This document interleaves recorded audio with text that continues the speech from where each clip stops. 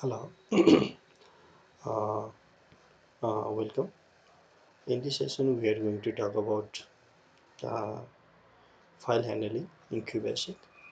So, what is this file handling?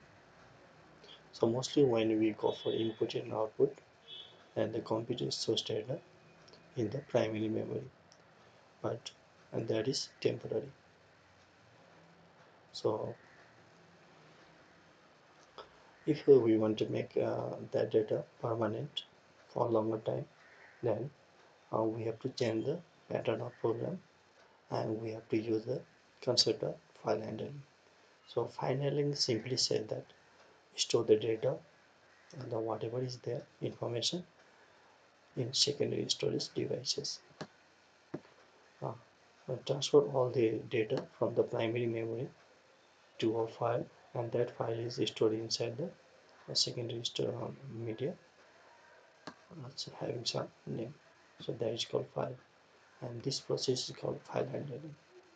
So file handling just simply uh, helps us to store our data permanently. So it's very simple, and obviously data is collection of maybe the name, maybe the address, maybe the class, etc. Like it is given here, like Kathmandu. And whenever we create any data file, then now actually it contains two parts. Yes, the first the program we are writing, so that is a program file, and next is the data file.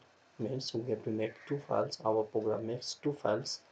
One the source code we are using, and that source code it creates a file, and that file it stores our data whatever we input using that program.